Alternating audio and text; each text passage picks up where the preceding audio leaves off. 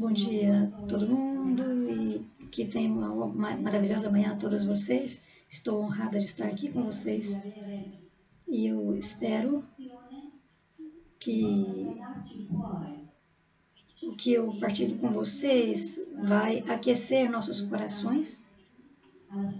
Nós, como mulheres consagradas, que estamos no discipulado de Jesus, todas nós temos a nossa própria história pessoal e nós vamos ter a nossa própria experiência de Deus.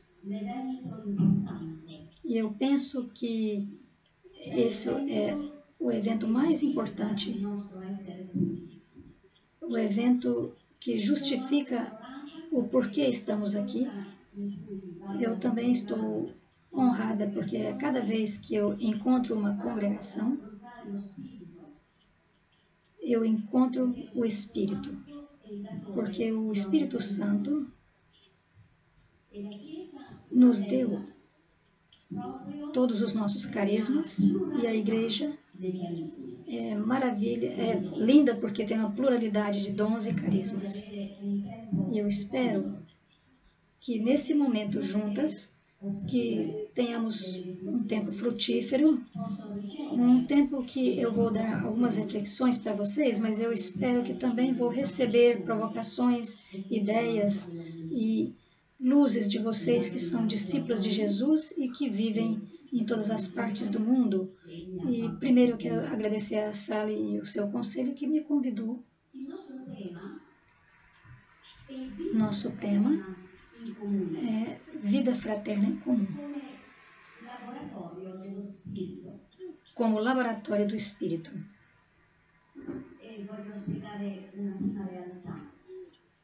Deixe-me explicar alguma coisa antes de nós aprofundarmos o texto. A igreja, depois do Concílio Vaticano II, depois daqueles grandes, longos anos do Vaticano II, a igreja preferiu não falar de comunidade, mas de vida fraterna em comum. Porque, por causa da dinâmica de uma dinâmica espiritual que é bastante profunda e a fraternidade que nos une é uma fraternidade que nós vivemos em comum. Então, eu estava um pouco surpresa lendo o meu próprio texto. Aliás, eu vou começar a ler meu texto. Eu quero começar com umas palavras do Papa Francisco. Graças a Deus, ela não vive ou trabalha em indivíduos, mas vive e funciona na comunidade. E obrigada, Senhor, por causa disso. A comunidade é um tempo. A comunidade muitas vezes se torna individualista e dividida em momentos da vida. E precisa, então, uma profunda comunicação e relações humanas autênticas. Então, humanizar e tornar o Evangelho mais concreto é vivido em comunidade e é criado através de respeito e acolhimento, ajuda mútua, compreensão, cuidado, perdão e alegria.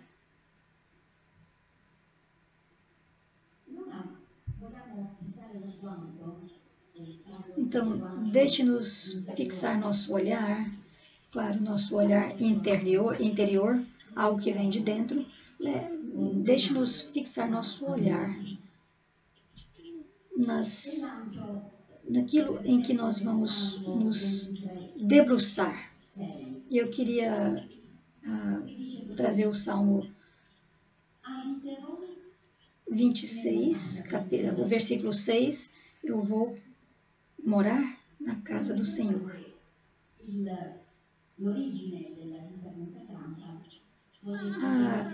A vida consagrada originalmente vai até o Santo Antônio, que foi no deserto e as mulheres foram ao encontro no deserto. Eu quero falar de dois aspectos.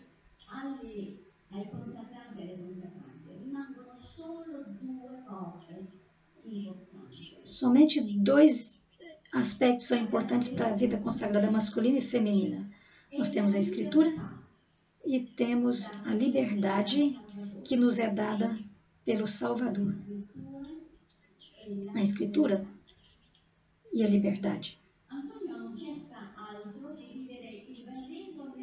Santo Antônio só buscou viver o Evangelho, livre de qualquer compromisso, livre de qualquer paixão, mas essa era o fruto e o resultado de uma luta interior e de uma jornada autêntica no Espírito. E essa é a perspectiva de se conceber qualquer forma de vida consagrada.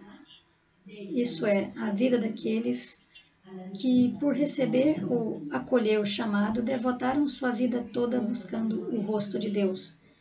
A face de Deus, é sua face, Senhor, que eu busco. Não esconda sua face de mim.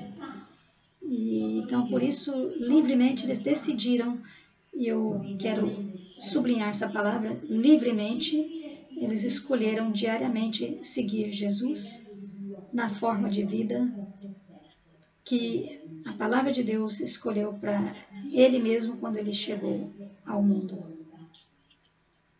Uma vida apostólica verdadeira. E também, por isso, a vida fraterna, de acordo com o Evangelho, é necessariamente apresentada pela sabedoria da Escritura e pela liberdade, como processo de vida, como dinâmica e processo de vida para a pessoa que escolhe viver a fraternidade, aquelas que seguem Jesus Cristo, que são chamados a continuar numa tensão contínua de liberdade e expressa na Escritura, expressa no seu discernimento e nas suas decisões interiores. Veja, irmãs, eu gostaria de refletir com vocês no sentido, no significado que nós atribuímos à vida fraterna, vivida num lugar em comum, na vida comunitária, porque esse lugar, frequentemente, tem vários valores diversos, né? Agora mesmo nós estamos testemunhando um fenômeno que é muitas mulheres e homens religiosos decidiram distanciar-se desse lugar de vida comunitária e muitas vezes perderam interesse nessa vida fraterna, nesse lugar de vida fraterna. Frequentemente, esse lugar de vida fraterna tem usado muitas cápsulas. Em Roma, por exemplo, nós temos a Basílica, no centro, a Praça de São Pedro, no centro de Roma, e no passado, bem no passado, tinha uma estátua de Jesus infante, nu, não tinha roupa. E algumas pessoas começaram a pensar, nós temos que vestir essa estátua. E começaram, então, a colocar roupa em Jesus. Muitas vezes passava por ali e dizia, não, mas isso não é apropriado, vamos colocar outro tipo de roupa nele, uma roupa diferente. E em outros momentos passava também novamente e outra pessoa vinha e pensava, talvez precisa uma roupa bordada de ouro. E foi colocando outras vestes em Jesus. Isso foi feito por muitos séculos. E um dia, uma criança pequena veio ver Jesus infante e a mãe trouxe Jesus para essa imagem de Jesus infante e a mãe disse para a criança, olha para isso. E a criança disse, mamãe, olha, quem é essa pessoa?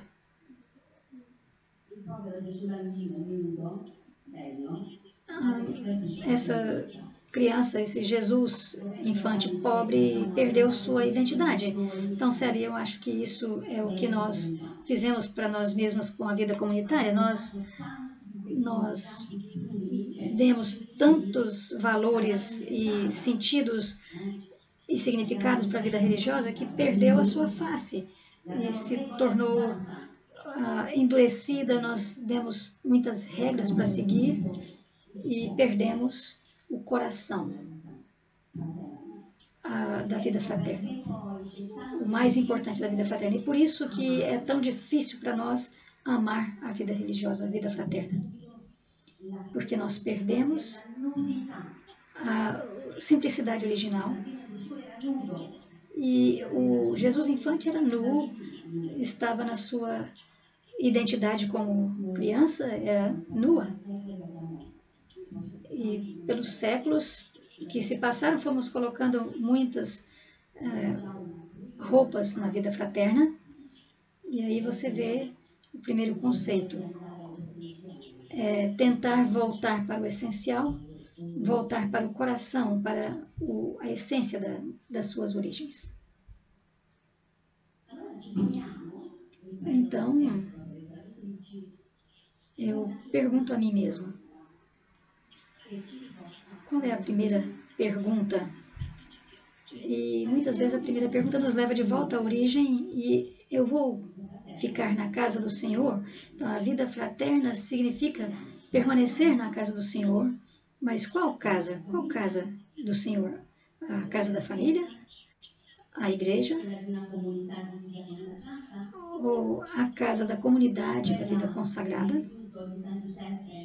Ou a casa do Instituto das Irmãs de Chambéry? Qual casa nós estamos falando aqui? Na realidade, a casa ideal é a casa que é parte e parcela da nossa própria identidade. A casa que nós podemos considerar uma, porque uma é a casa, mas ao mesmo tempo essa casa tem 3 elementos diferentes, corpo, espírito e alma, que se tornam uma casa só. Que nós dizemos, então, nós precisamos permanecer na casa do Senhor, então precisamos voltar àquela nudez do Jesus infante. Olhe para você mesmo e tente conceber-se na sua origem. Essa é a casa na qual você precisa permanecer, que você precisa estar. É a casa que você é. A nossa casa é nosso próprio ser. A casa que nós temos que viver e permanecer nela é cada uma e uma de nós.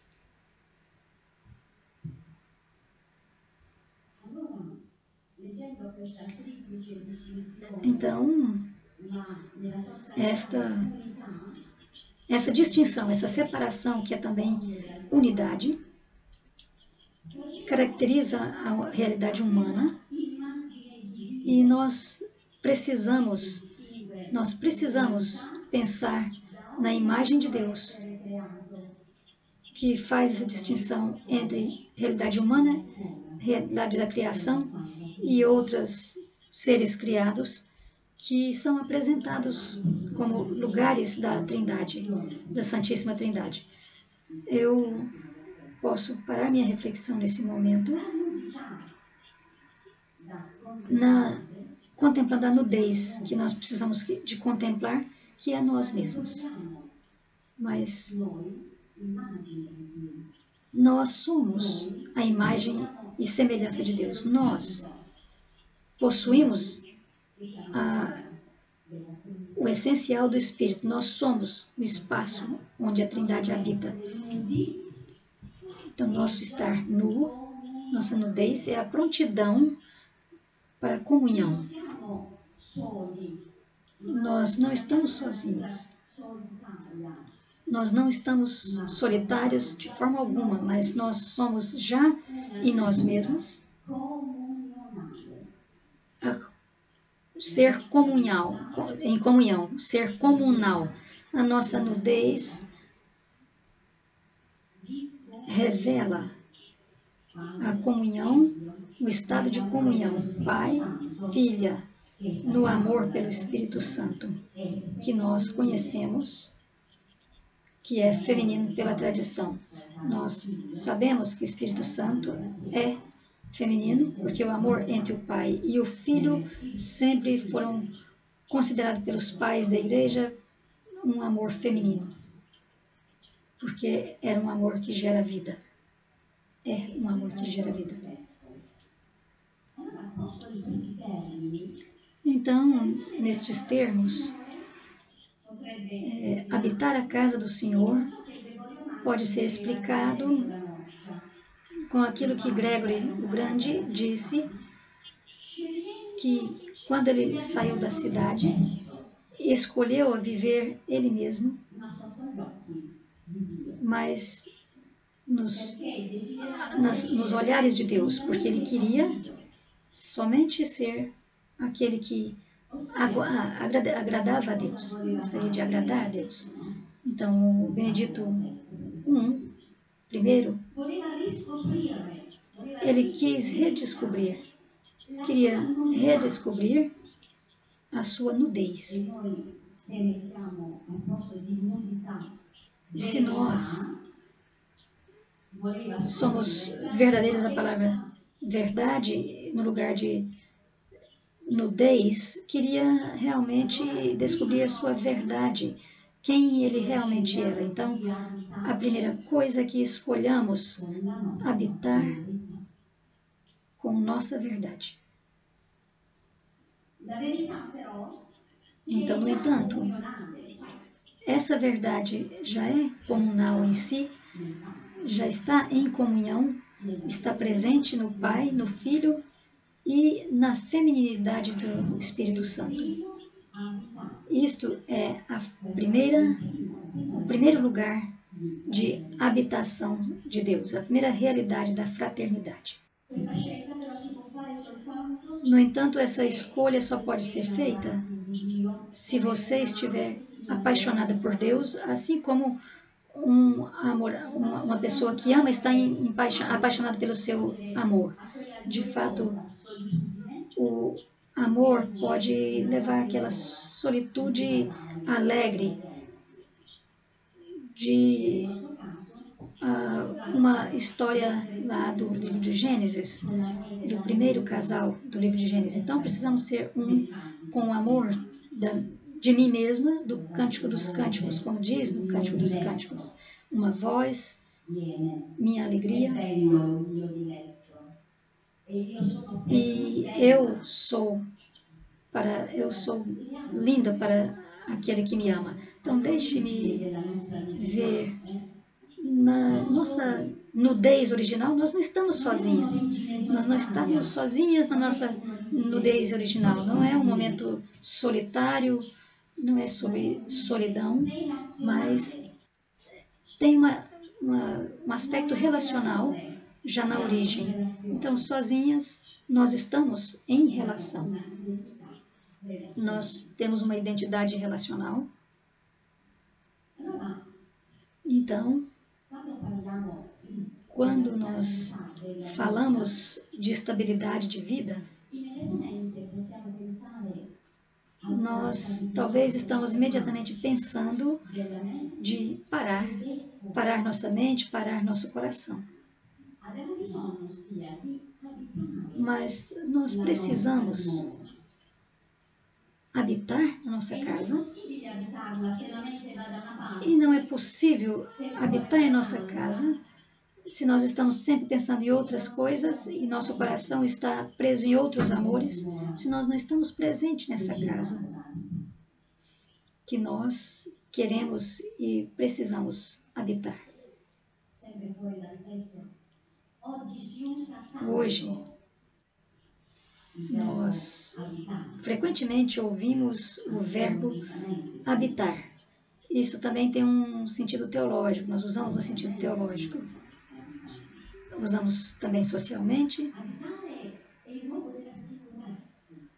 Nossa habitação é nosso lugar onde nós estamos seguras, lugar de segurança, é o lugar de amor, de família, de estar em casa e sentir confortável. É um lugar onde nós nos sentimos seguros e não temos medo de nada. Então nós estamos em casa, nós confiamos naquele lugar. Então deixe-nos perguntar a nós mesmos, fazer uma pergunta para nós mesmos. Temos confiado nós mesmos? Nós sentimos em casa conosco mesmo? Temos nos dado em confiança para nós mesmos? Sentimos que nossa habitação é o lugar onde sentimos bem e seguras? Nós sentimos em nós mesmos o calor do abraço? E nós, nas decisões difíceis, nós temos que integrar na forma de unidade. Ou nós sentimos divididas, sentimos raiva, sentimos separadas. Então, este lugar de habitação, às vezes nós não gostamos tanto. E por isso, então, nós tentamos colocar muitos vestes na nossa habitação para cobrir a nudez do infante, Jesus infante. Nós, então, não reconhecemos a nós mesmas na nossa habitação. Então, eu vou habitar na casa do Senhor.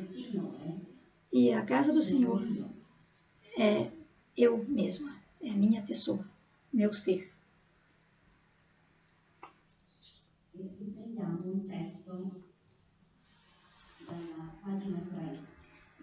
Eu vou resumir meu texto agora. Vou retomar a partir da terceira página. Se tem desordem, se tem falta de harmonia, isso sempre é o resultado de um fracasso que às vezes está composto nas três pessoas da pessoa humana, três aspectos da pessoa humana. Essa desarmonia vai nos levar mais cedo ou mais tarde para a impossibilidade de viver em comunhão conosco mesmo e em fraternidade, comunhão com o outro, com outras pessoas. O que quer dizer com isso? Se nós não habitamos na nossa própria casa, no meu coração, na minha casa em harmonia, eu não posso permanecer com outras irmãs em harmonia. Não posso habitar em harmonia com elas.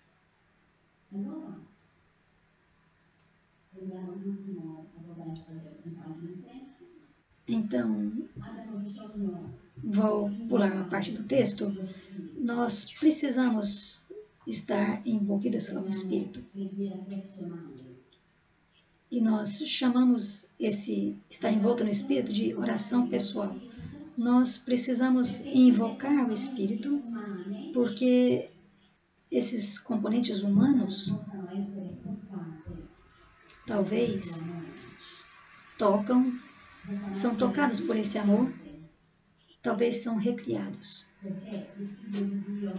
Porque o Filho de Deus tem se feito presença, entrou na nossa história para nós e para a nossa salvação.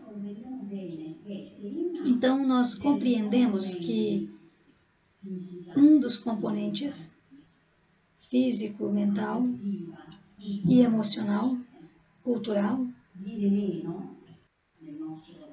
desaparece do nosso coração. Então, o que acontece é que há uma quebra. E nos dividimos uns dos outros e por isso se torna tão difícil viver a vida fraterna.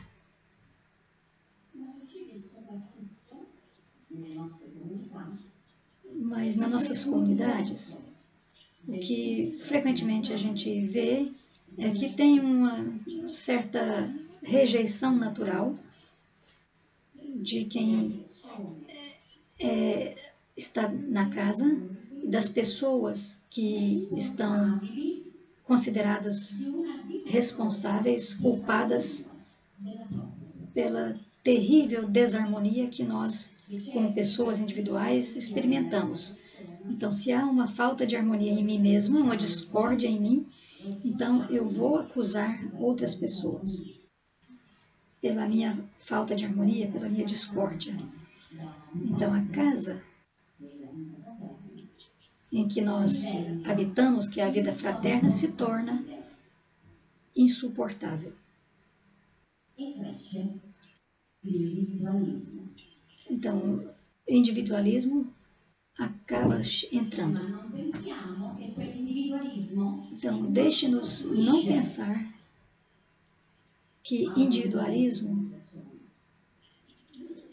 não constrói a nós mesmas como pessoas completas, mas ele nos fragmenta, porque deixar um ou o outro componente aparecer, ou nós desenvolvemos uma cultura incrível, ou nos tornamos muito bem relacionadas ao nosso trabalho, efetivas na missão, mas somos bem pobres na vida fraterna. Então, deixe-nos entrar no segundo ponto da minha fala.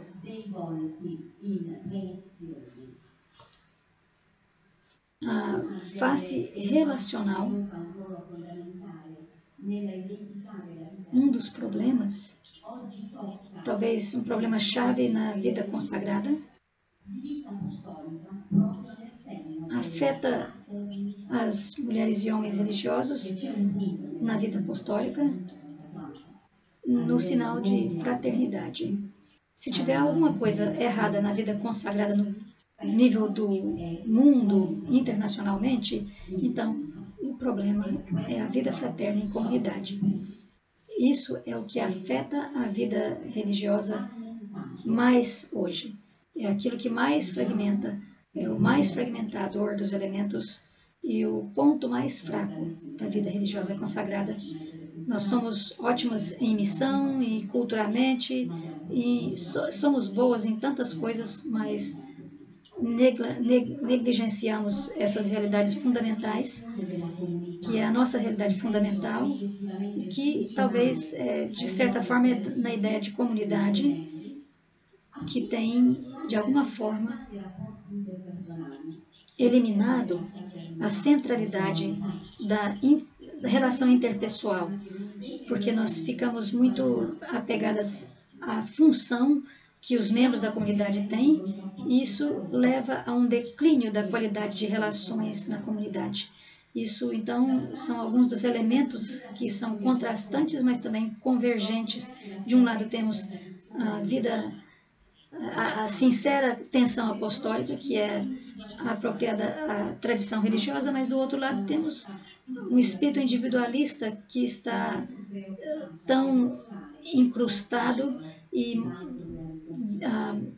atrapalhado pela cultura moderna, que o seu único foco é preencher a pessoa, realizar a pessoa. E aí temos uma ideia de vida espiritual individualista e de santidade individual, e que também cria uma mentalidade referencial. E nós, como não nos importamos com a outra pessoa e vemos relações significativas fora da comunidade.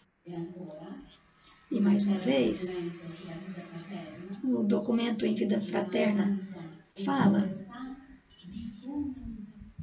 tem uma falta de comunicação, especialmente a qualidade pobre de comunicação, e de uma comunicação fundamental dos bens espirituais. Então, na nossa fraternidade, nós comunicamos em coisas à margem, mas não entramos, raramente nós entramos e partilhamos o que é vital e fundamental para os discípulos de Jesus. E mais uma vez, nós temos uma certa orientação estrutural e hierárquica na comunidade e que pouco a pouco os indivíduos se identificam mais e mais as normas e os serviços que elas realizam e que, em uma palavra, nós podemos dizer que nós perdemos e não compreendemos mais a vida relacional, a face dos relacionamentos, o rosto dos relacionamentos. A pessoa humana nasceu de uma relação e só pode crescer se estiver em relacionamento um com o outro. Deus em si é triuno e isso é relacional. E a salvação cristã é um fenômeno relacional. A vida consagrada em si é um evento relacional. Espiritualidade é construída ao redor do diálogo e quando olhamos no misticismo e também no asceticismo, eles também têm um sentido ou um significado se estiver em relação com outros ou se abrirem para acolher a liberdade de dar e receber. O amor é relacional. É relacional. Diferente de alegria e sofrimento, porque o coração humano é construído para ser relacional e nós somos construídas para encontrar o outro. O outro que é diferente de nós. O sentido de amor, se ele habita em relacionamentos e, como consequência, a vida consagrada perde a sua dimensão e trai a si mesma e arrisca não ter nada a dizer para o mundo e para a igreja. E, portanto, isso se desfaz, se destrói diante da atitude de individualismo que está entrando no mundo, que entrou no mundo. E nós nos tornamos feridas. Nós somos feridas pelas mesmas feridas de homens e mulheres de hoje. Uma das mais severas situações da vida consagrada que afeta hoje é a pobre humanização, é a pobreza de humanidade da vida religiosa consagrada. Nós temos que sair dessa para uma antropologia relacional.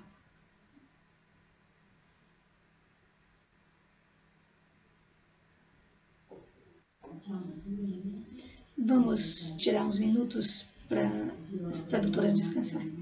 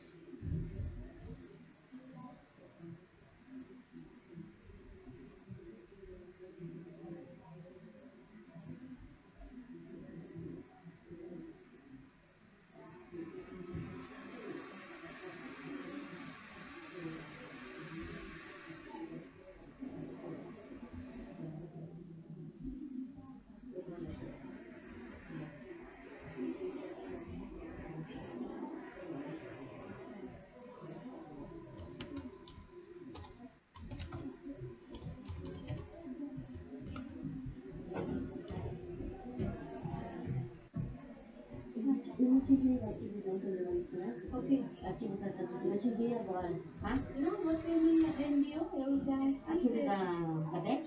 A Beth traduziu? Dia 24? Ou é aquele da Bendita História? Essas De Bendita tá. História. É que eu enviei dois ontem. Não, eu não enviei dois ontem. Eu achei que eu tinha enviado. Eu enviei só da Bendita História. Bendita Tá, aí História. agora eu enviei o outro, tá? Ah, tem mais? Eu enviei agora o de ontem. Esses são dois. Deixa eu olhar lá.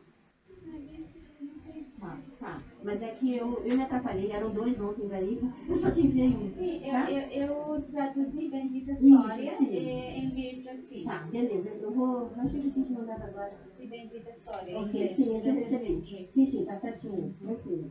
Tá, eu te envio agora então. Sim. Aí tu só me faz um assim quando tu receber. Ah, sim. Sim, fácil.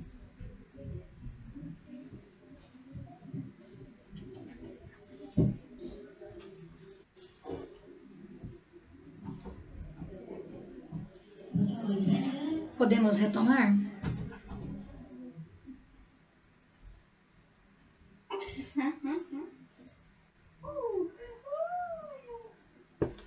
Eu excluí aquela que você me mandou outra. Não chegou não. Ouvimos uma fala do Martin Buber, o grande filósofo hebreu, Martin Buber. Ele diz assim: nenhum encontro com uma pessoa ou com uma coisa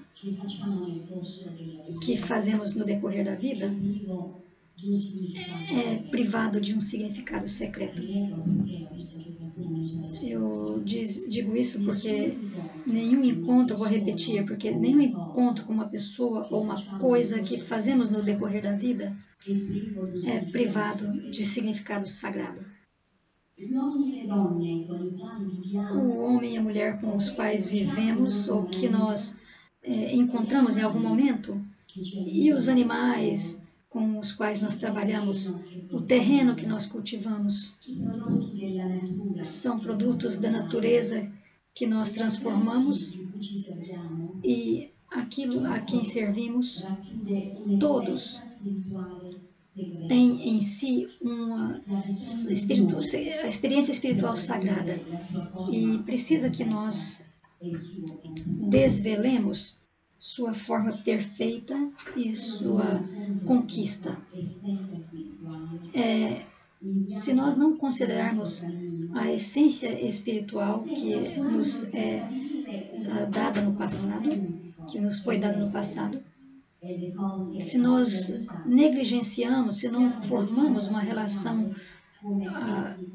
com os seres e as coisas que encontramos, como elas nos encontramos, então nós somente pensamos nos nossos próprios objetivos, nos nossos próprios desejos, e nunca vamos nos beneficiar ou apreciar uma existência autêntica.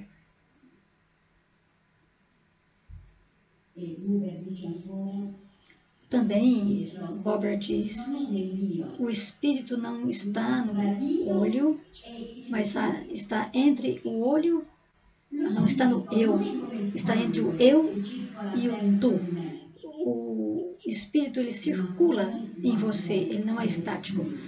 Ele é como o ar que você respira. De fato, o que Jesus diz: eu estou entre vocês. Se um de vocês, ou dois ou três, estão reunidos em meu nome, eu estou entre vocês. Estou em seu meio. Veja, o Espírito é entre nós. Ele está entre nós. Estar fisicamente é o mesmo que estar unido em seu nome, com a nossa corporeidade e humanidade e com a nossa condição pela experiência desta presença.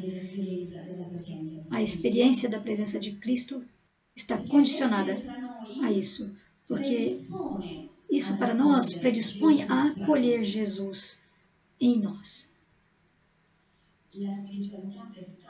A espiritualidade, portanto, ela é a correlação dinâmica e vital entre os seres. E seu amor e abertura e amor são continuamente generativas e promovidas por Deus, que é o oposto do espírito, que não é matéria, mas é essência, e que se nós negamos essa relação, se nós não centramos nele, centramos na nossa própria realidade e recusamos e rejeitamos a relação. Então, isso é o que vai fazer acontecer. Nós não podemos falar de nós mesmos, nós precisamos reconhecer espírito e corpo como síntese, como relacional. No entanto, não espiritual, matéria, é o significado de antirrelacional.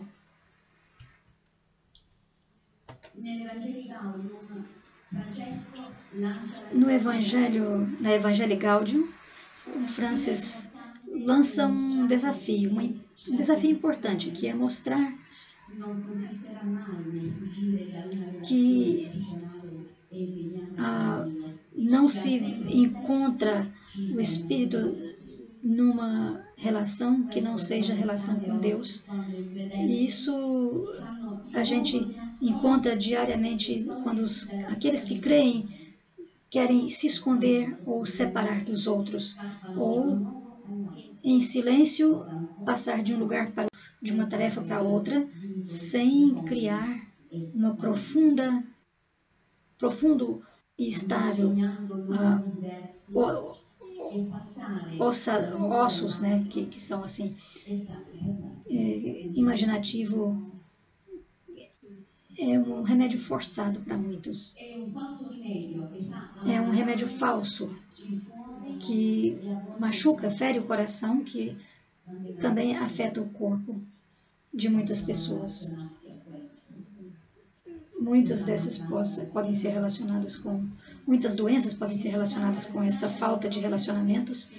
E nós precisamos ajudar os outros a se dar conta que a única forma de aprender é encontrar o outro com a atitude correta, que é aceitar e valorizar eles como companheiros e companheiras na jornada, sem uma resistência interior.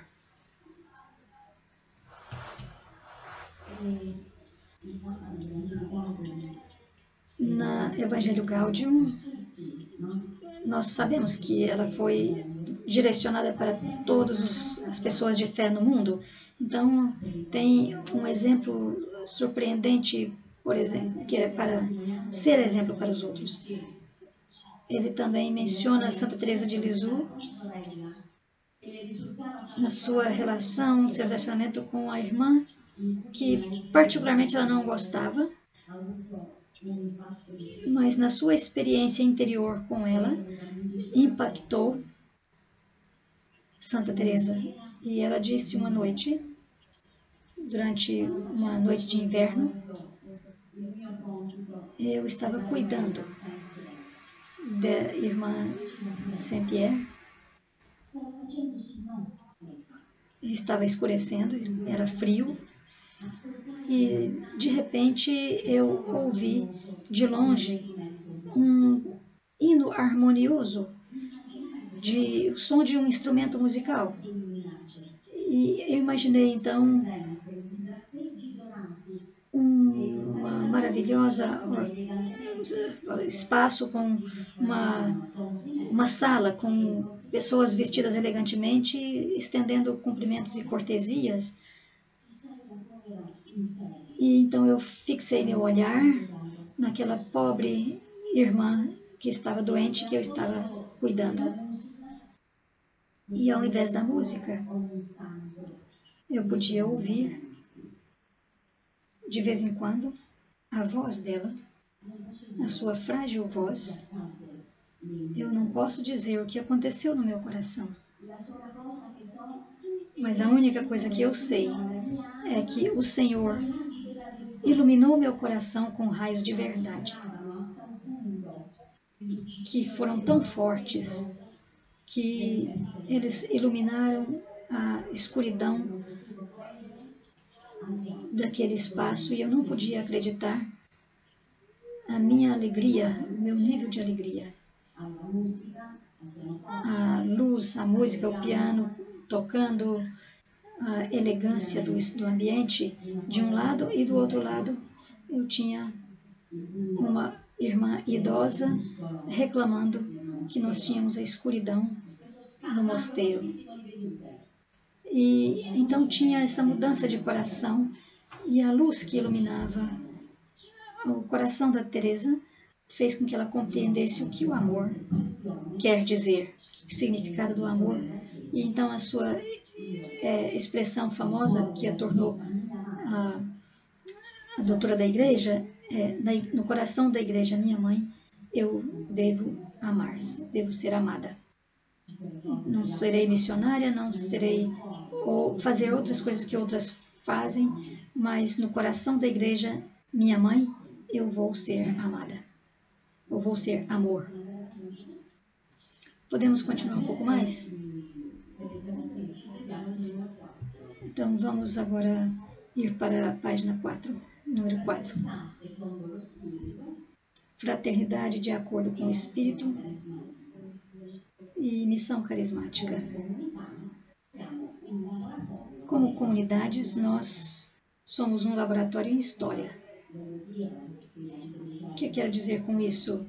Para começar a entrar na minha reflexão, nós falamos a respeito, falamos já do nosso lugar de habitação que nós devemos habitar, e que somos nós mesmos, lugar de habitação nossa, mas esse local de habitação, se não se relaciona, se não se engaja em relacionamentos, não é um local bonito, uma casa bonita, uma habitação bonita.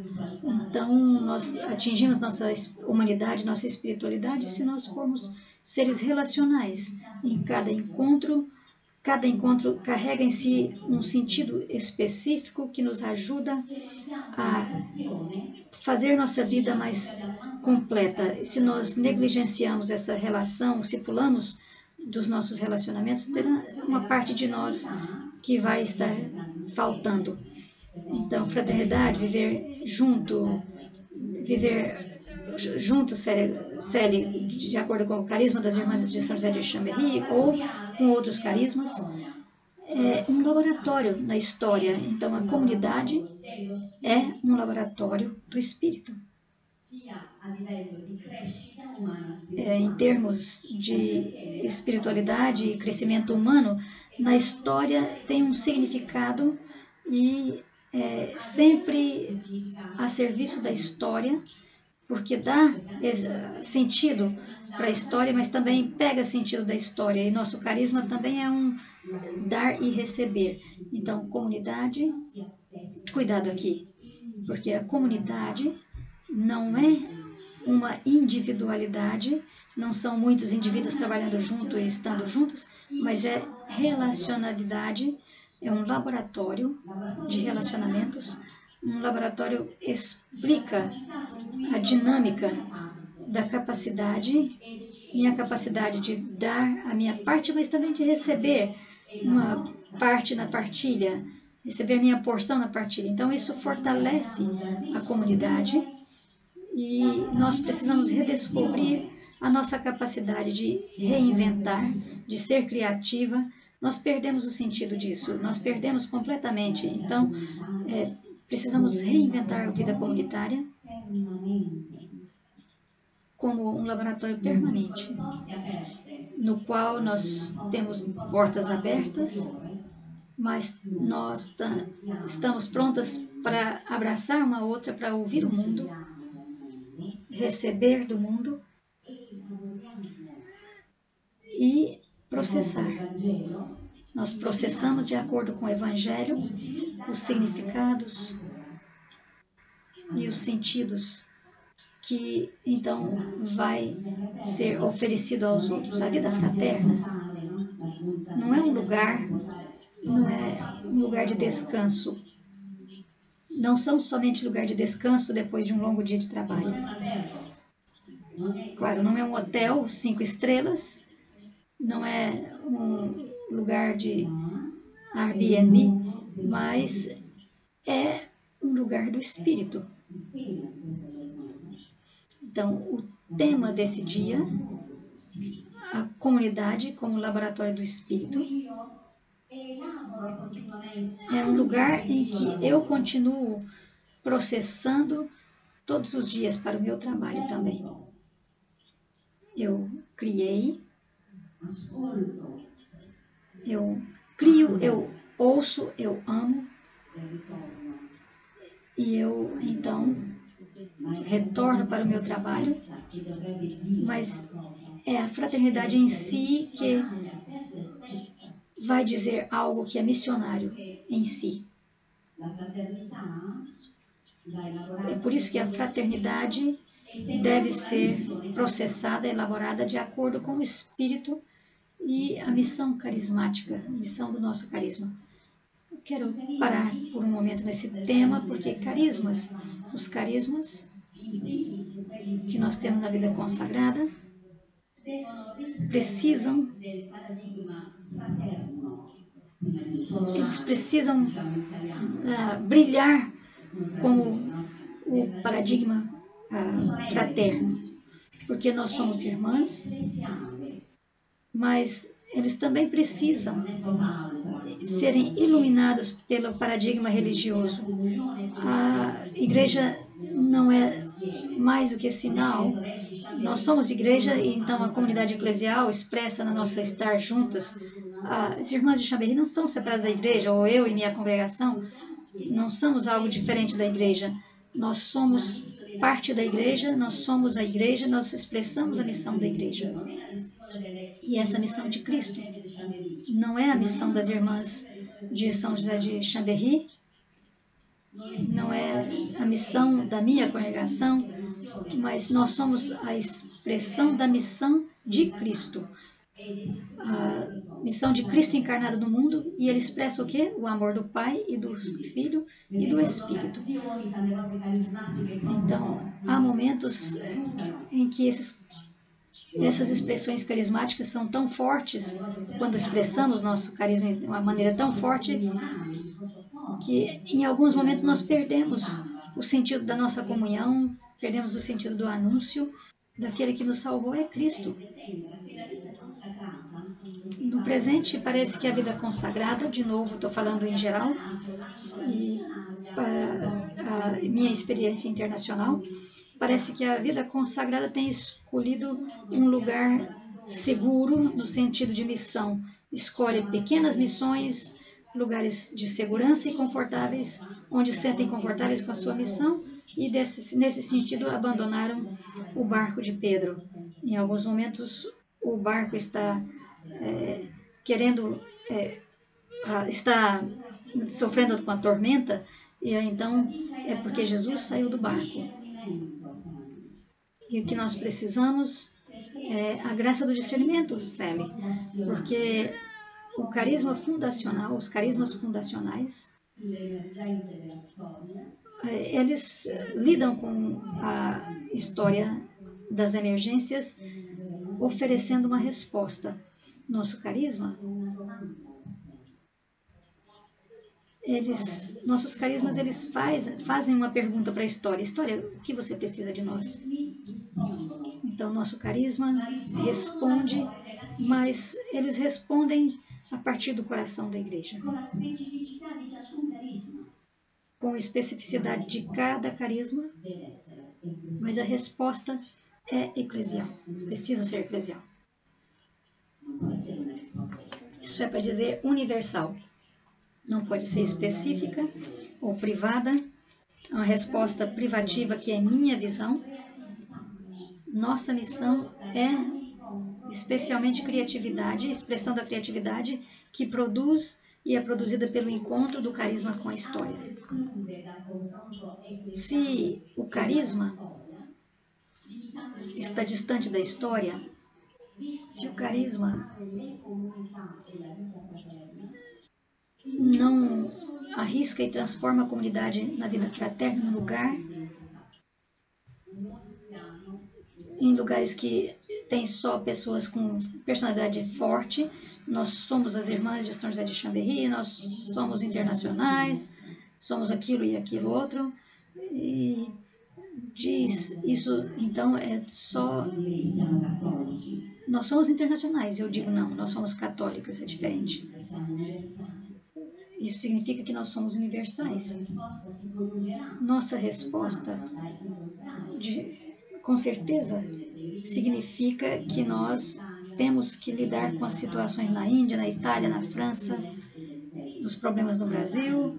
As pessoas têm que lidar com todos esses problemas. Nós vamos encontrar esses problemas em dias difíceis, mas anunciamos o Evangelho de Jesus Cristo e não anunciamos, não proclamamos outra coisa que não seja o Evangelho de Jesus Cristo.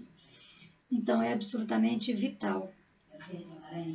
Isso é vital porque, veja, irmãs, a vida consagrada, Sally, tem passado por momentos sociológicos e tem se desenvolvido sociologicamente como a humanidade toda. Então, iniciamos com uma condição tribal. Primeiro éramos tribos, depois nos tornamos nações, depois nacionalismos, e depois apareceu umas aproximações, identidades internacionais, mas o nacionalismo está muito presente nessas relações internacionais de identidade. E agora nós temos um passo além. A consciência global, a identidade global. Também temos globalismos.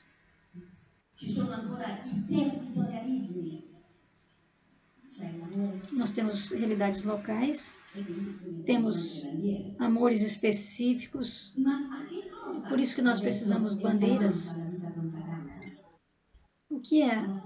Para que a vida consagrada é chamada hoje, agora? Somos chamadas a descobrir a identidade do Evangelho, porque é a identidade do Evangelho que julga a cultura. As culturas são julgadas, deixe que elas sejam julgadas pelo Evangelho. Portanto, o que a vida consagrada se tornará, vai se tornar elemento de comunhão entre culturas. Então, falamos de interculturalidade. Sim, isso é uma técnica para compreender e conhecer uma outra, mas é também um ato do Espírito, porque eu reconheço não só uma cultura em si, mas a pessoa humana que eu preciso honrar, abençoar e acolher, de acordo com o Espírito evangélico. E o que a vida consagrada aprende disso é que a pessoa tem que ter uma identidade internacional. No minuto que nós sentimos isso, nós somos humildes e sentimos também a grandeza do planeta. E nós estamos em contato não só com outros seres, mas também com a Terra, com o cosmos, de acordo com a Laudato Si. Isso é a nossa consciência planetária. Então, o carisma, Sally, tem que se engajar nesse passado, embarcar nessa jornada da realidade local específica para catolicidade, e isso significa universalidade. Você me diz quando eu tiver que parar, tá bom?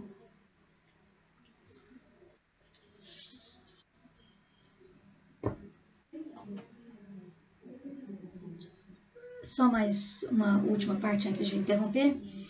Como vocês veem,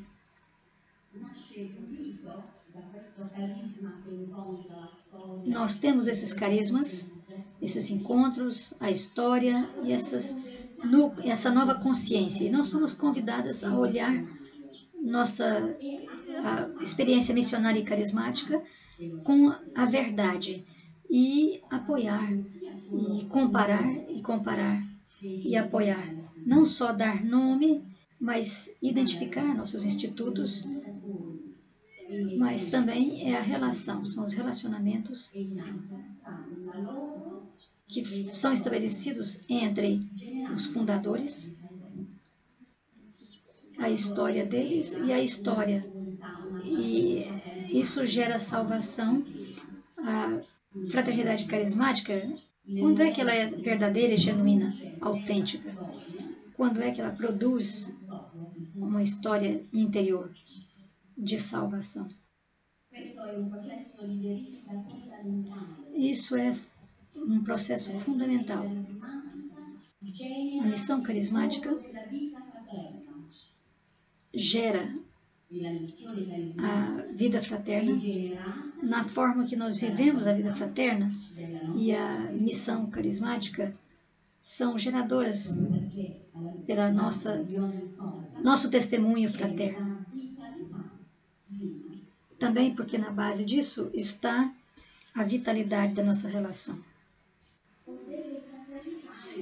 Processos de motivação de indivíduos ou de fraternidades em geral, que de alguma forma gera indiferença diante de qualquer tipo de mudança. Motivação é o recurso ideal que ajuda-nos a identificar as possíveis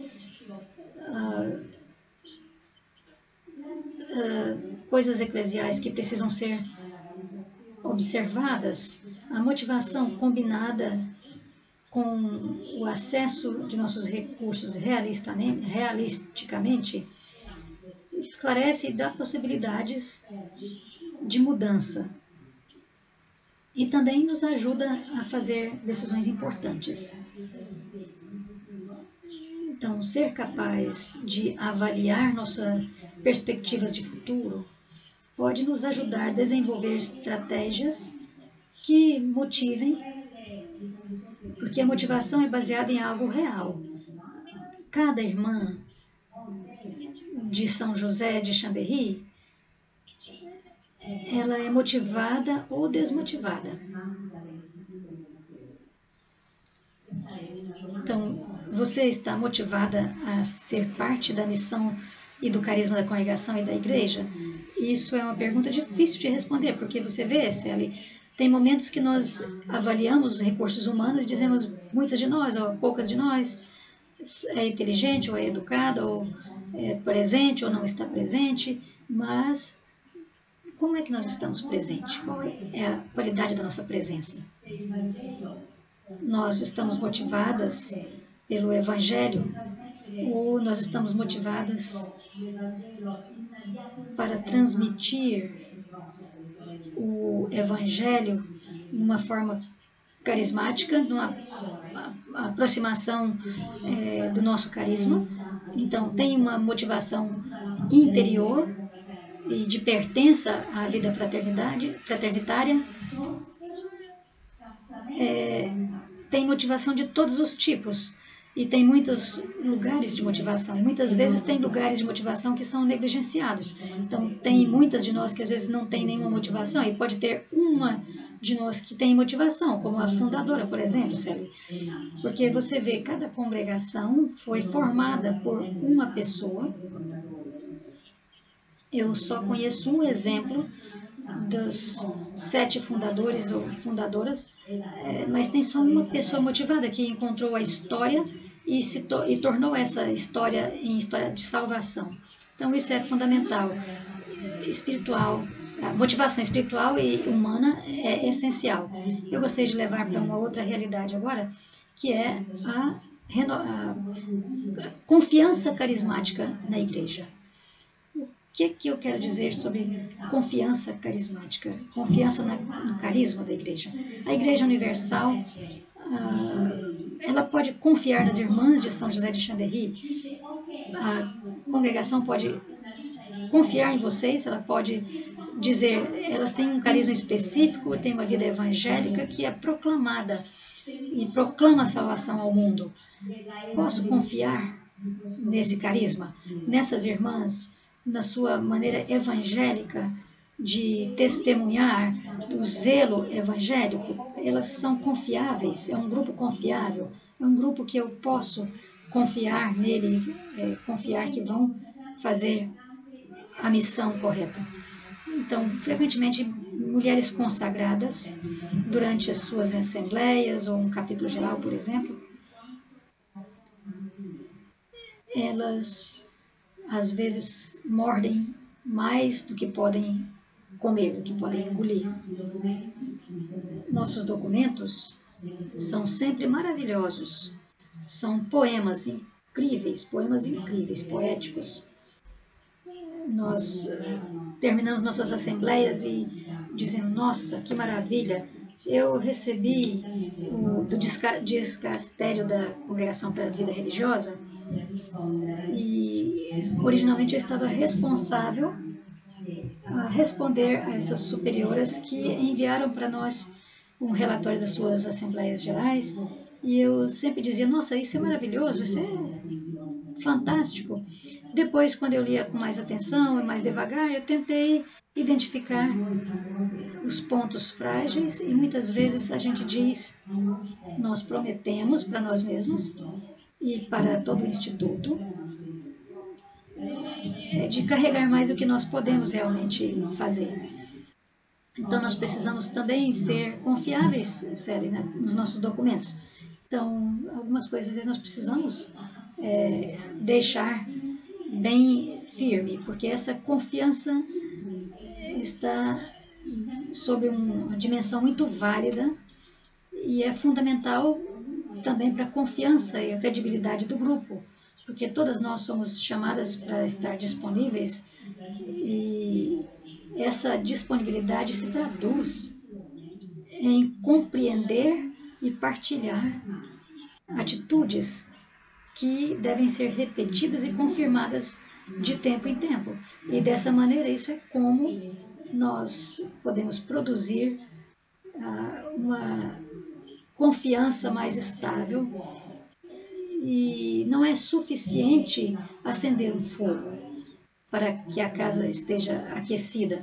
Você precisa continuar a alimentar esse fogo, colocar madeira para manter o fogo aceso, porque de outra forma vai aquecer a casa por 5 minutos e depois desaparece. Então, muitas vezes eu vejo nas histórias das congregações algumas coisas que há 100 anos atrás fez sentido, mas de repente elas acenderam essa chama e depois extinguiram, porque não tinha a confiança carismática, esse sentido de fidelidade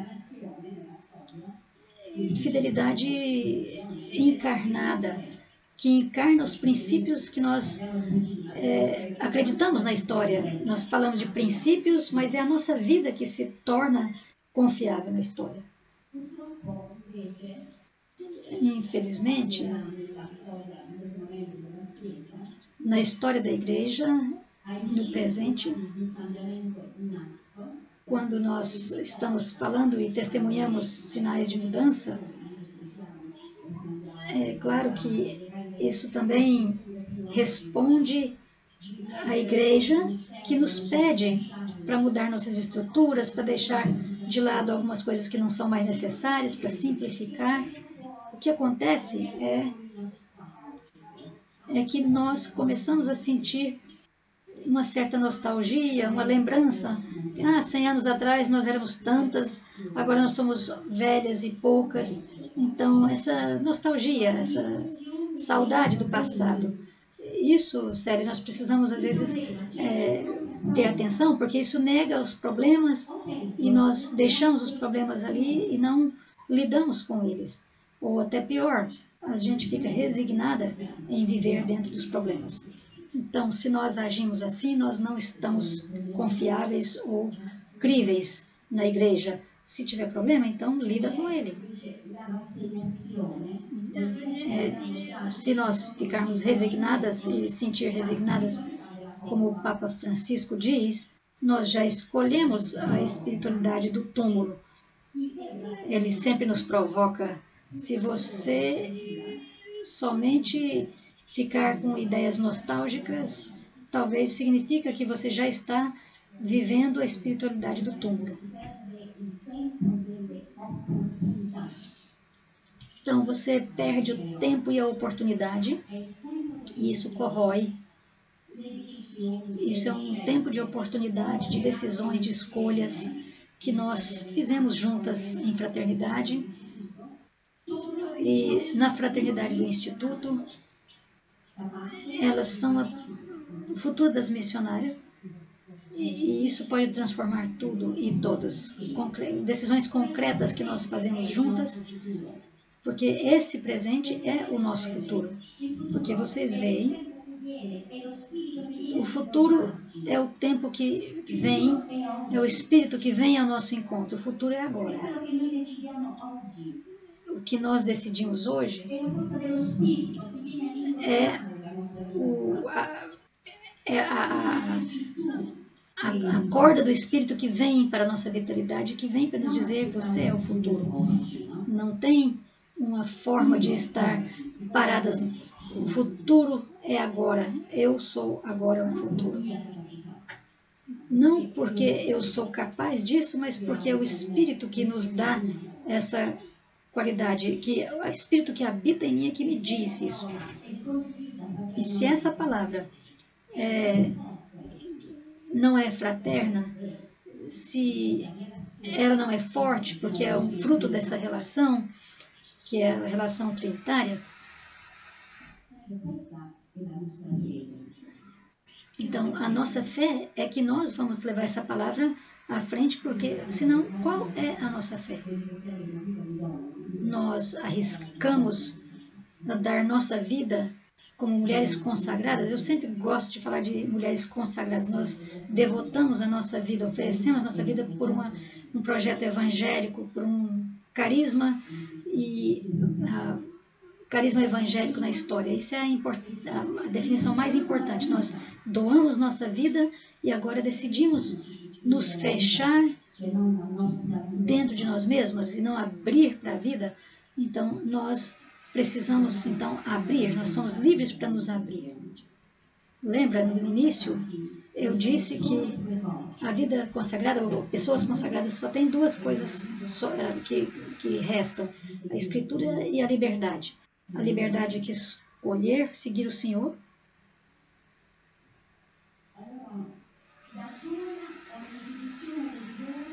Então, qualquer instituição religiosa, se é deixada sozinha e age sozinha, nunca vai ser capaz de lidar com a complexidade dos dias atuais, e a mesma instituição se abre para as fraternidades carismáticas e os dons hierárquicos, porque nós caminhamos juntas.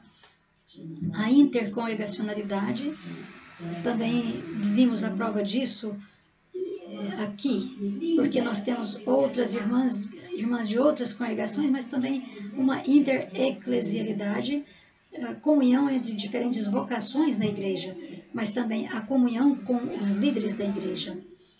Mais uma vez, é o encontro entre a hierarquia, os dons hierárquicos e os dons carismáticos. O Espírito Santo produz essa maravilhosa comunhão dos fiéis e unindo todos eles em Cristo. E isso é o princípio de unidade na igreja. Isso é um documento maravilhoso que foi publicado pela Congregação para a Doutrina da Igreja.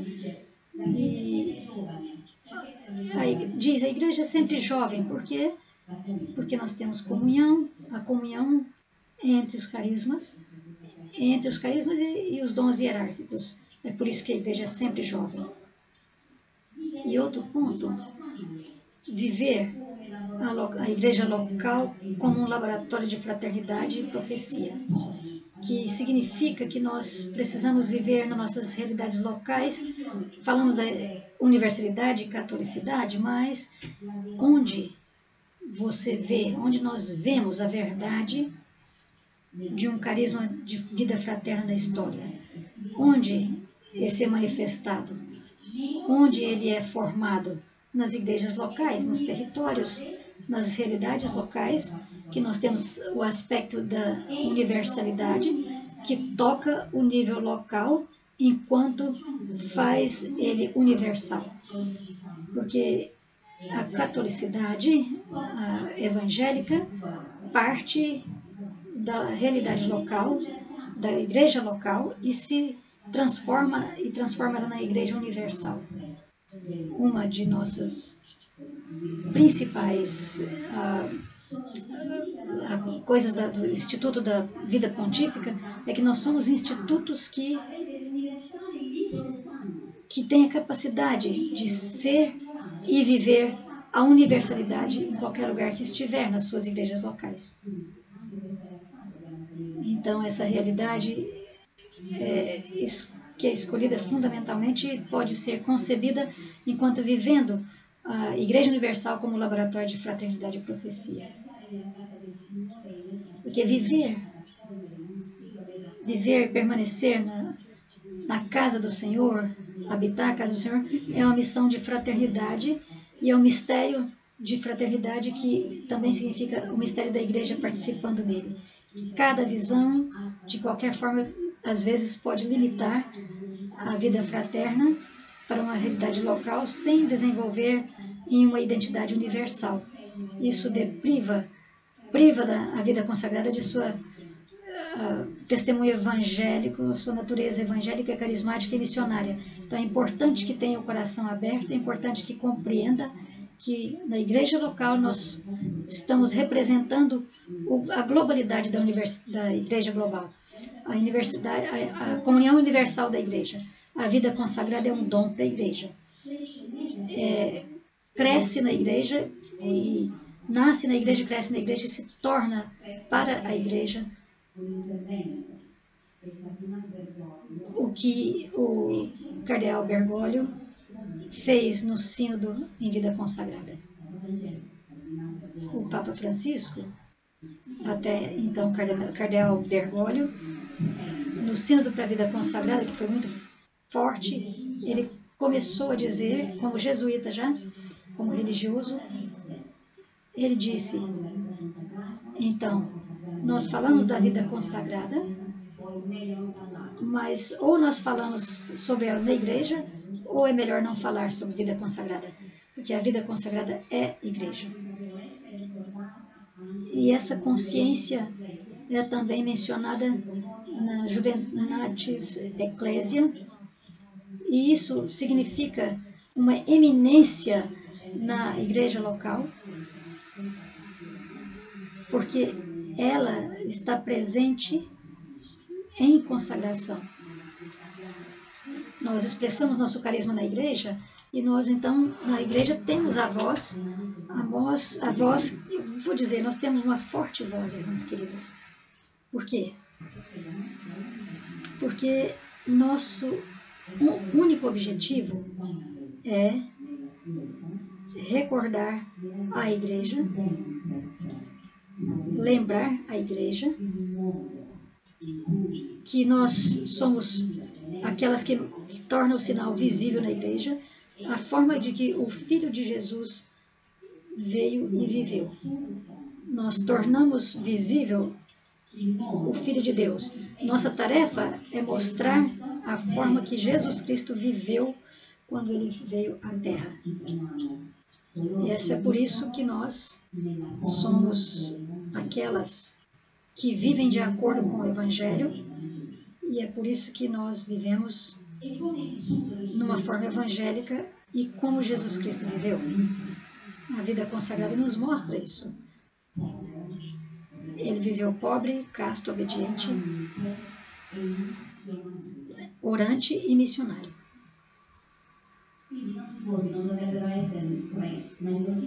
Nossos votos, então, não podem ser só esses. Tem muitos conselhos evangélicos.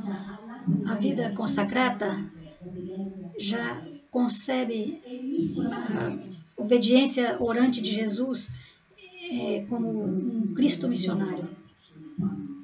Os conselhos evangélicos são muitos, mas porque o conselho de misericórdia, de reconciliação, de perdão e de ternura, por causa deles, esses são então os nossos votos. Esses devem ser também nossos votos, não somente revelar os 3 votos clássicos. Claro, eles são votos por mais tempo, mas chamamos de conselhos evangélicos. Mas eles devem compor muitos outros votos, que é um desafio. O que é o grau de ternura que nós manifestamos, o grau de oração, de perdão, de missionariedade, de missão que nós manifestamos. Porque se nós temos que ser sinais visíveis da vida de Cristo, então esses devem ser nossos votos professados também. Os conselhos evangélicos que encontramos nos evangelhos, todos eles devem ser nossos votos. Também, provavelmente, antropologicamente falando, eles vão ser mais relevantes e mais compreensíveis dos homens e mulheres hoje. Esse é um outro desafio que eu quero colocar para vocês. Não é um desafio pessoal, mas é uma reflexão teológica que nós temos nos envolvido nela há um tempo atrás, porque a consagração pode ser bastante ampla. A igreja não adiciona para a vida consagrada, mas ela fala de comunhão. A vida consagrada é dom dado à igreja, mas ela não manifesta o mistério eclesial e se não receber e acolher através da igreja local. Então, desta forma, nesse lugar é possível levar as mulheres a uma certa vida consagrada que pode ser compreendida pelo povo de Deus. Nós fazemos então escolhas teológicas, temos experiências de Deus determinadas, fazemos escolhas sacramentais. Nós fazemos escolhas sacramentais de maneira que nós adotamos a koinonia, que é um sinal de provocação pela parábola. A vida consagrada, então, se torna uma presença eclesial que é feita de palavras, silêncio no deserto e nas cidades. A vida consagrada, então, pode ser substituída nos seus trabalhos, enquanto o seu testemunho fundamental não pode ser substituído. A forma que nós vivemos a nossa vida, a forma que nós vivemos nossa espiritualidade e também na forma que nós comunicamos nossa espiritualidade. Isso significa que nosso serviço pode desaparecer, mas testemunhar a nossa vida que é confiada na vida de Jesus nunca vai desaparecer. Por isso que nós nos tornamos testemunhas eclesiais. Nossa vida é um laboratório da testemunha eclesial.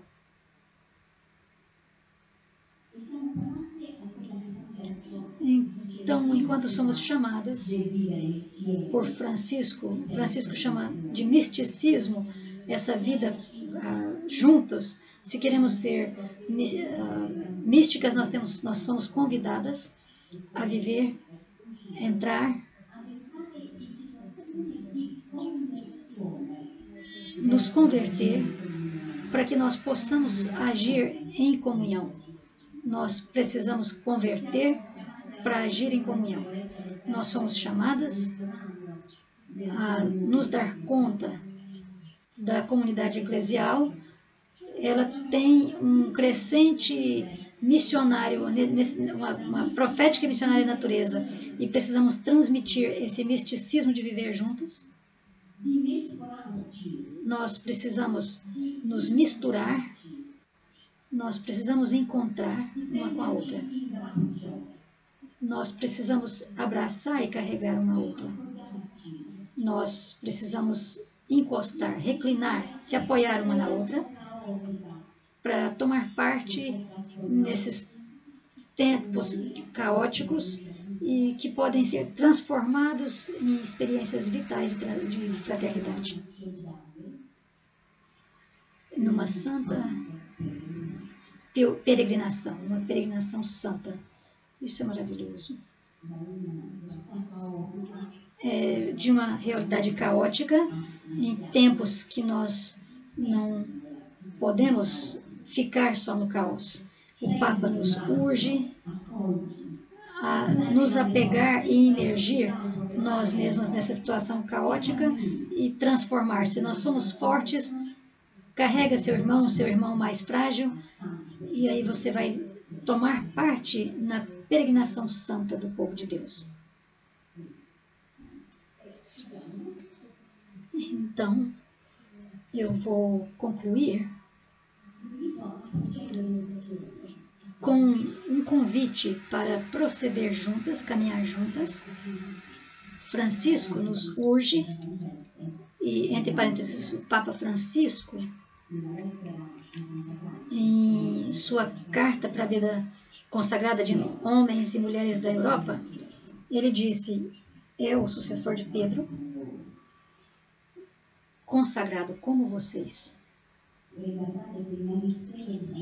Está vendo como o Francisco valoriza a vida consagrada, e ele é rico e profético e cheia de desafios para nós.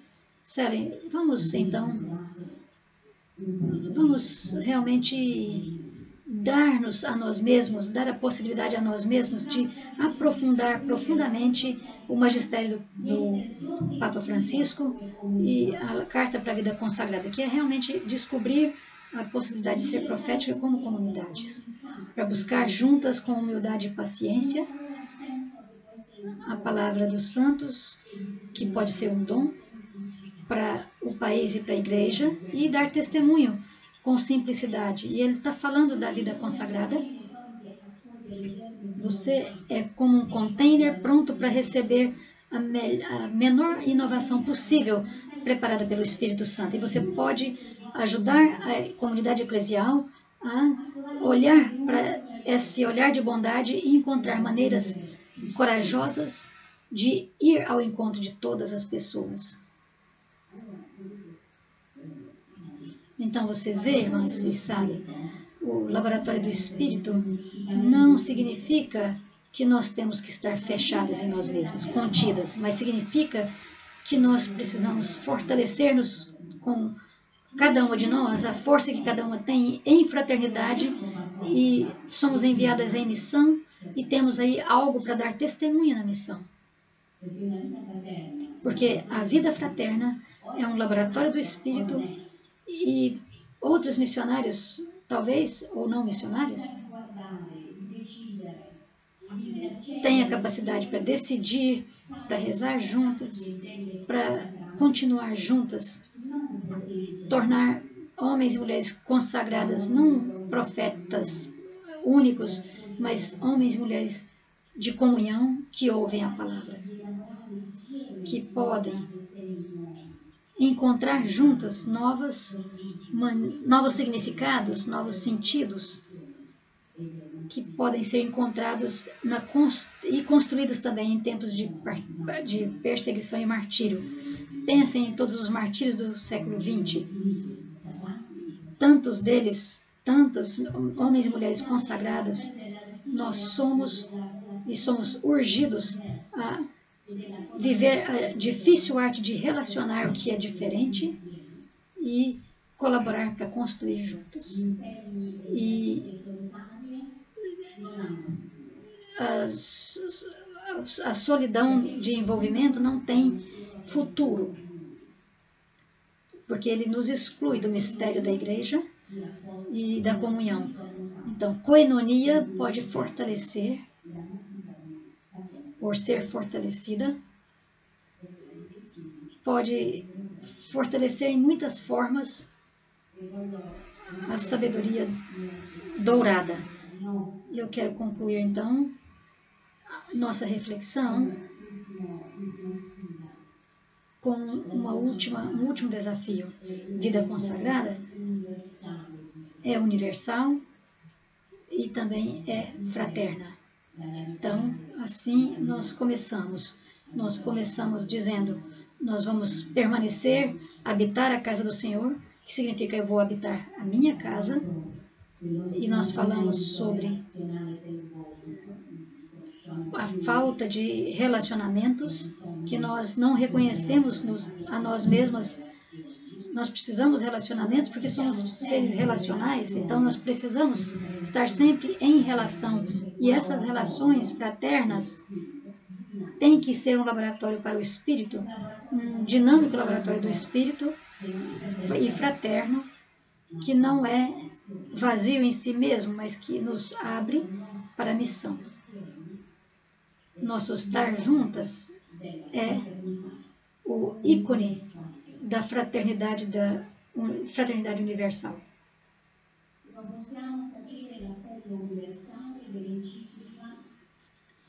A encíclica Irmãs e Irmãos Fratelli Tutti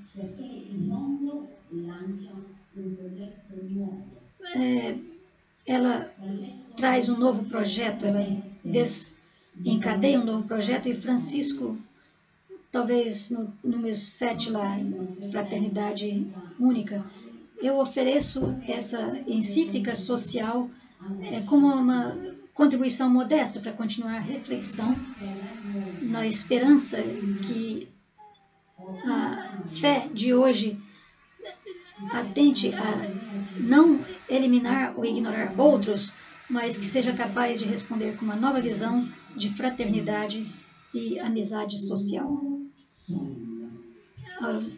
Uma nova visão, um novo sonho. Então, o Papa muda o centro da nossa visão de ser técnica e industrializada, de uma sociedade técnica e industrializada, para uma sociedade aberta e uma sociedade em que a vida é cuidada e protegida. Então, o princípio da esperança ressoa, e esse é um princípio que é mais forte do que a esperança e o princípio de esperança, porque o princípio de esperança é algo que nos ajuda a entender e projetar novas visões, novos sonhos, e é uma engenhoca interna que ajuda a ver novos sonhos e novas visões, que a partir da casa de Deus, que vem da casa de Deus, que eu vou oferecer novas visões e sonhos. Então, a convicção de que todos os humanos são irmãos e irmãs não é para ter uma ideia abstrata, mas é algo concreto que deve ser incorporado na vida religiosa que emerge e nos força a ver coisas numa nova luz e desenvolver novas respostas. Então, é uma nova direção. É uma mudança paradigmática. De onde devemos começar? O Senhor revela sua atitude. Não espere nada lá de cima, porque nós vamos ver que a palavra vai chegar, começando pelo seu próprio ser. Nós começamos do seu próprio ser. E um instituto não é finalizado com uma instituição. Não é só a superiora da instituição que forma, que é responsável. A igreja também não é só o Papa. De fato, ele está nos convidando para um sínodo universal, para querer ouvir o que cada um tem a dizer sobre, desde o pequeno beija-flor até os grandes experts.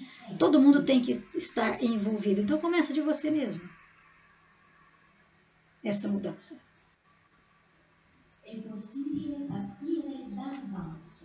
Nós podemos começar de baixo e, caso a caso, agir da forma mais concreta no nível local e depois expandir para as riquezas mais distantes do nosso mundo.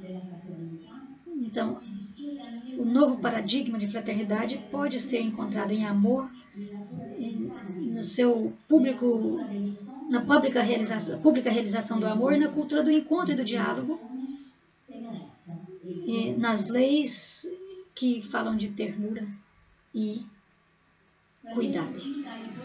Francisco também fala de um poeta brasileiro, Vinícius de Moraes. Ele cita ele na sua samba,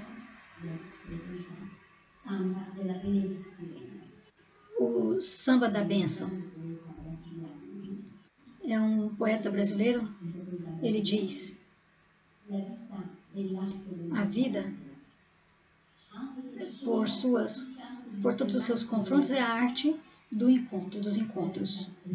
A vida é sempre a arte do encontro. É o amor que é concreto, que se torna concreto, que está em movimento, que começa da arte, que é das mãos e ouvidos e dos olhos. A ternura gera ternura.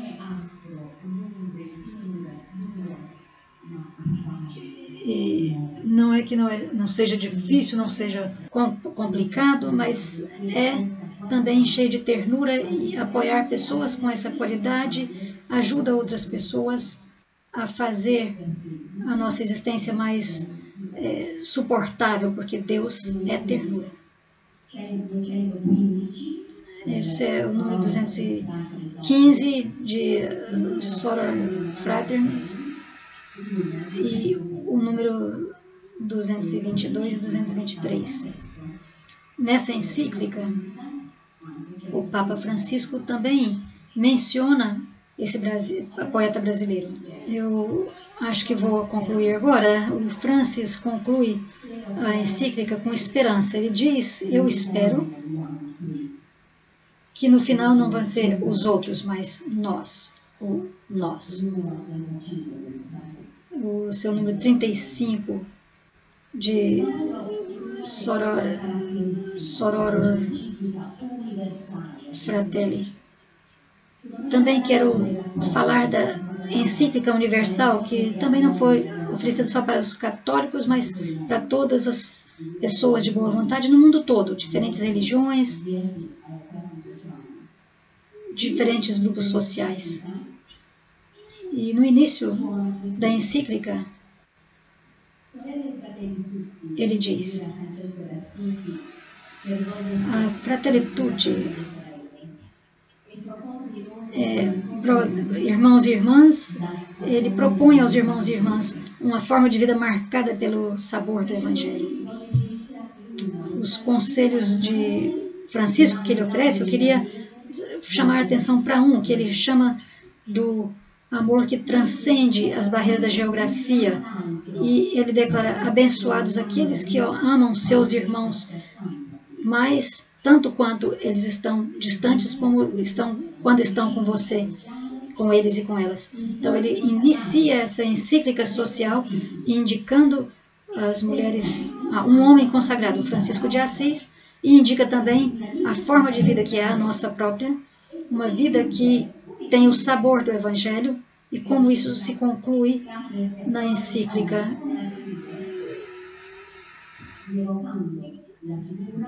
Ele conclui a encíclica mencionando outra pessoa consagrada, o Charles de Foucault, que foi para o deserto não para estar com a múltipla população, ele queria estar um ser irmão com todos os outros seres da criação, um irmão universal. Então o Papa Francisco diz que somente identificando o menor é que ele vai se tornar o irmão de todos. Que Deus inspire esse sonho em cada uma de nós. Amém. Obrigada pela sua atenção.